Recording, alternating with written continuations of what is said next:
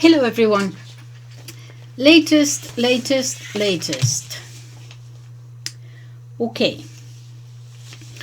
I was just listening to a YouTube channel, one of the ones that I followed by Spanish historian Fernando. I forgot his surname. Fernando Moragon. Yeah, okay. So he was going to talk about something else, but he said, I just, this came in the last, I don't know, few hours, I suppose. And it's about Putin's proposal for peace. And he was speaking at Moscow University, Mgimo. I don't know whether I'm pronouncing it that right, Mgimo. Anyway, it's a very prestigious, very elite university. It's a university of politics, international relations, law, and so on. And a lot of the ministers studied there, and Lavrov, the foreign minister, used to teach there. Very, very prestigious. Okay, so he was speaking there, and out of the blue, he just proposed he made this proposal for peace with Ukraine, and there are all in all 6 points, conditions, I suppose that we could call them, and these are the conditions. First, you're going to bear with me a little bit because he translated it from the Russian, I'm translated it from the Spanish. So anyway, the wording could be a little bit different, so we're not going to speak verbatim. But okay, first, the Ukrainian troops have to leave completely. The whole territory of the 2 republics, the Donetsk and the Lugansk, will obviously remain in Russian hands, as well as Kherson and Zaporizhia. Okay, that is the front line. Okay, most of them is already in Russian hands. There is a little bit in one of the republics, in Donetsk. There is a little bit in Zaporizhia, I think, that is still in Ukrainian hands. But all he proposes, all that would have to be accepted that it is now in Russian hands.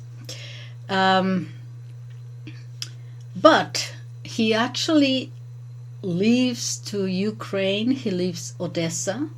He, with its importance to the sea, he will not go any further. Okay, so one is Russian troops have to leave that area, okay, the bits and pieces that are still in Ukrainian hands, and that will be officially, okay, it will go into the Russian Federation. Number 2, and he says that this is the initial point. If this is not agreed to, there is nothing else to discuss. But he goes on. Ukraine obviously cannot be part of NATO. Well, obviously, because that is why the war started in the first place. So we expect that. Third, and following on this, that Ukraine must remain neutral, not aligned, and no nuclear arms in Ukraine at all. Okay, so this is, he obviously goes on for a little longer, but this is because to say that it will not belong to NATO is not enough, obviously, because at the moment it does not belong to NATO, and nevertheless they have they have NATO helping them. So anything that will, in other words, it has to remain neutral and not aligned. This is the tricky one, and we're going to talk about the trick, big trick or small trick that Putin put into this. And this could be it, because he says that all Western sanctions lifted against the Russian Federation.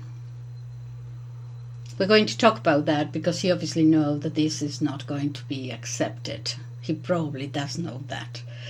And we'll discuss that in a second. But anyway, all Western sanctions against the Russian Federation lifted.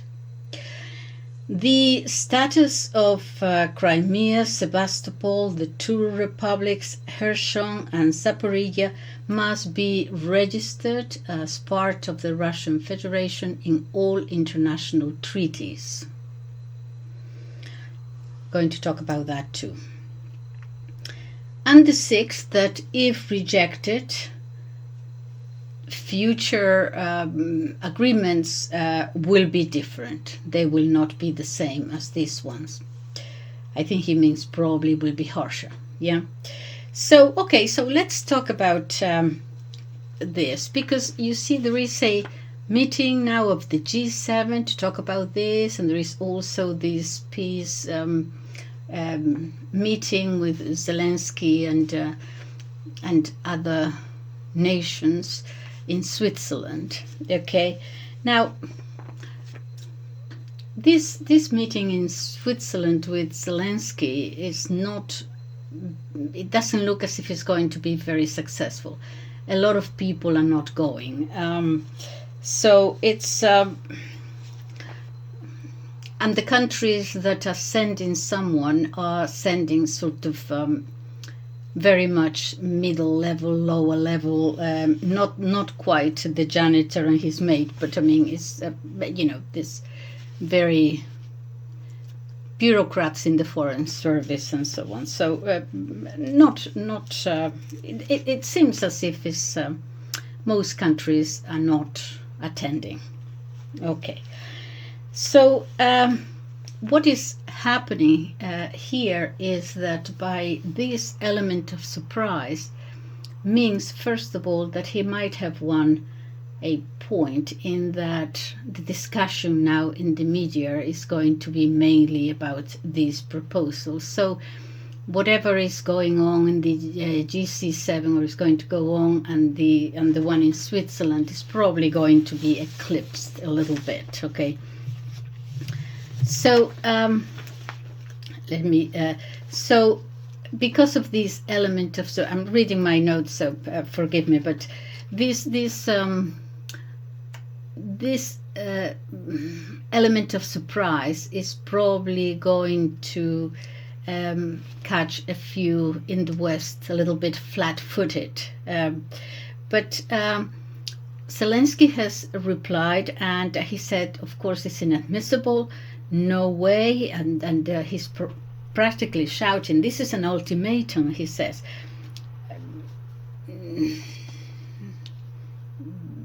Probably.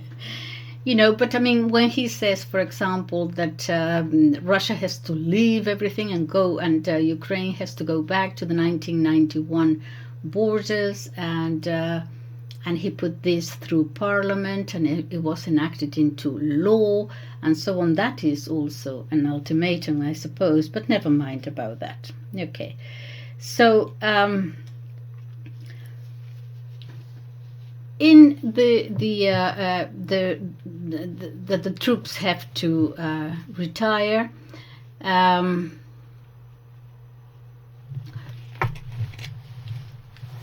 But it doesn't call for anything else. It just says that they have to retire completely from those regions. If you are of the opinion I am that Russia is winning and could advance further, this is not such a bad proposition, actually. It's actually, if you consider it carefully, it could be actually a little bit of a gift. They are not asking for Odessa. And that is a gift, actually, because, the access to the sea is so extremely important.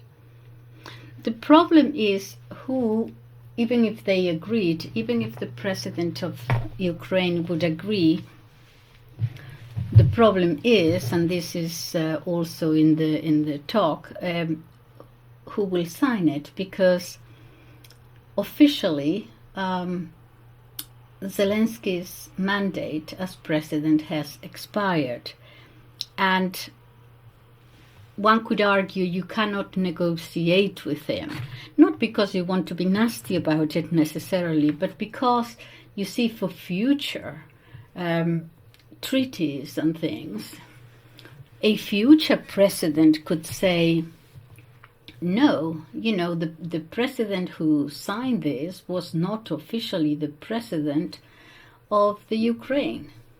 Because according to the constitution, once if elections have not taken place, the interim president is the president of the parliament. Officially, that is who has to be. If you want to make difficulties in the future, you could say, yes, but this was signed by a president who had been the president, but his mandate had expired, and that would create problems. Okay, so that is, and this is not legal. So that is why Putin insists that this recognition of all these parts, the two republics and so on, would be officially registered in all international treaties, is in order to safeguard that possibility that in the future someone say, oh no, but this has no force. Okay, so it's thinking about that. Okay, so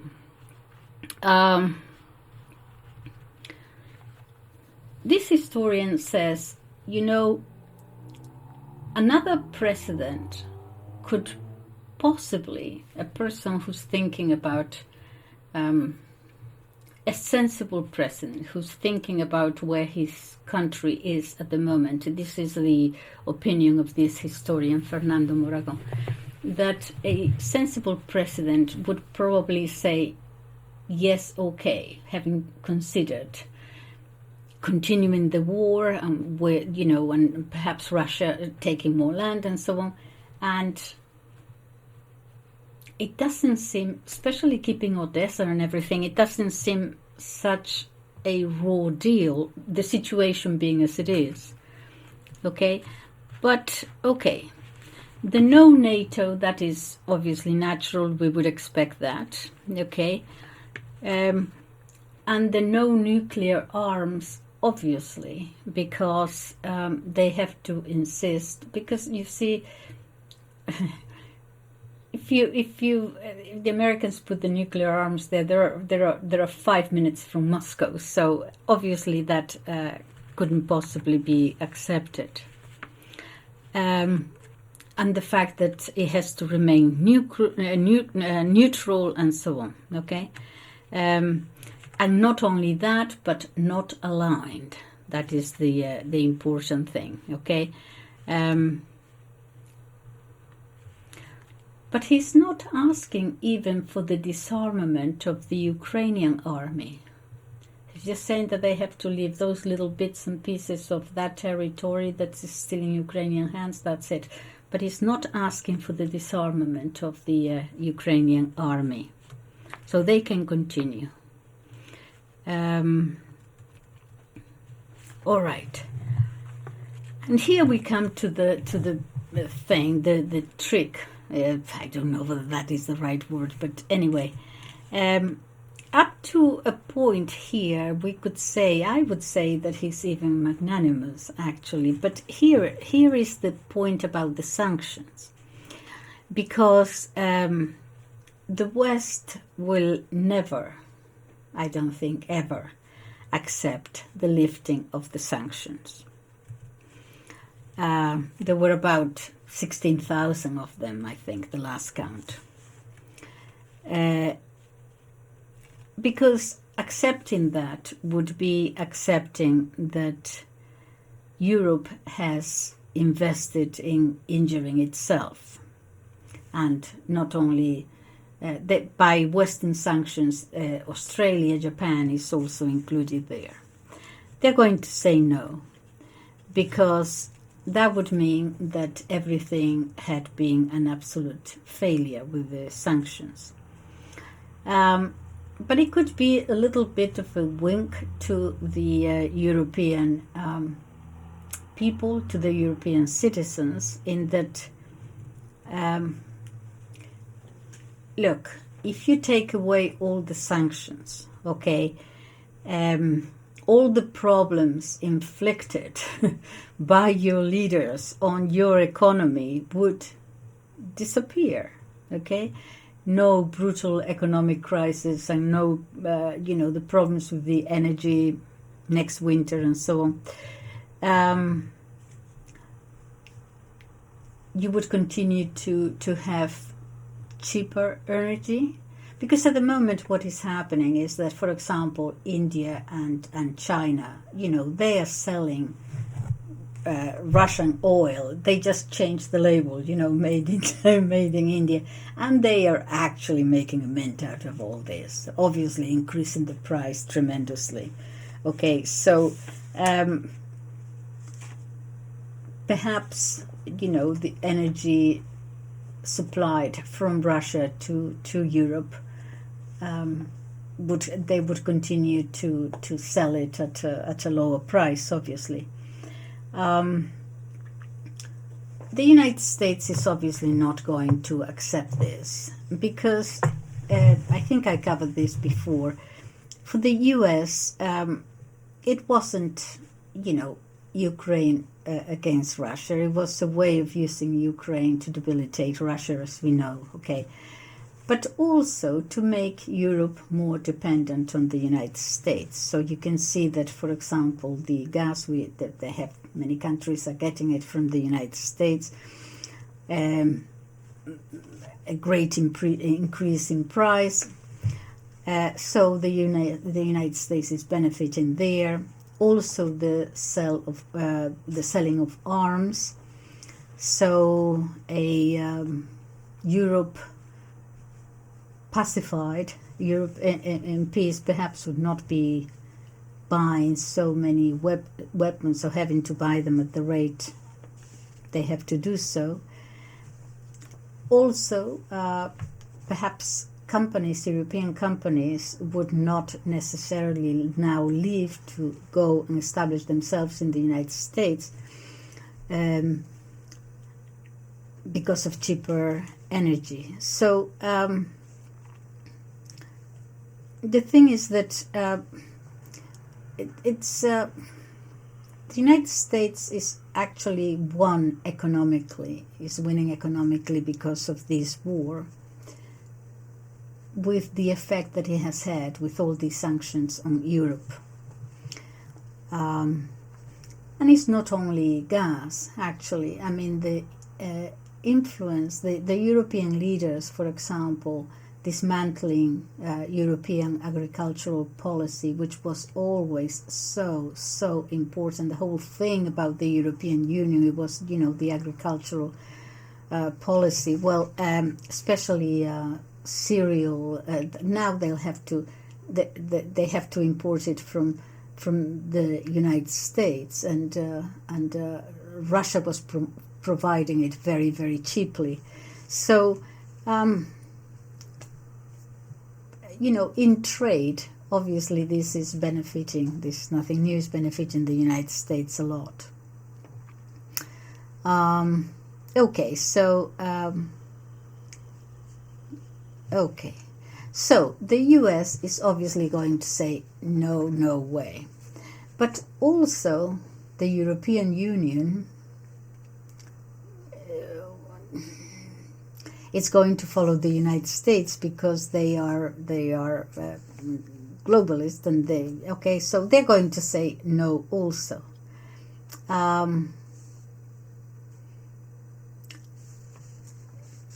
So the future conditions. Obviously, Zelensky has already said no, because Zelensky is going to follow. What he's been told. But apart from President Zelensky, the Secretary General of NATO, Stoltenberg, also said that is unacceptable. has already refused it. NATO will continue arming Ukraine and so on. He's made this declaration already, so totally unacceptable, both for Zelensky and for NATO.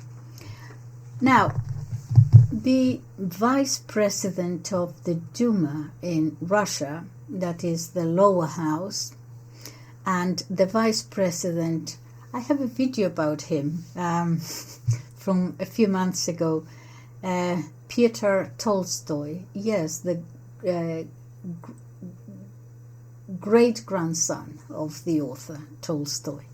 Anyway, he spoke and he said literally, "This is the last peace proposal on our part."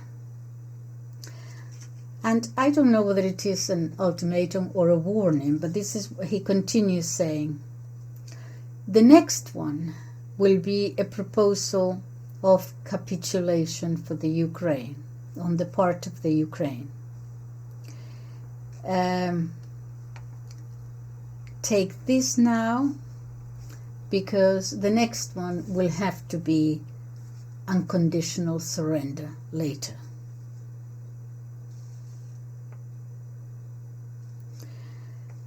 So, let me see what I have there. Okay, so this is what I wanted to say. What do you think of this proposal? Should Zelensky, well, he's not going to accept it, but what do you think is going to be the outcome of this? Because I don't think the West is going to accept it. And it will mean what for Ukraine and what for the West? So I would welcome your comments here. Let me know what you think. All right, I'll see you later. Bye-bye.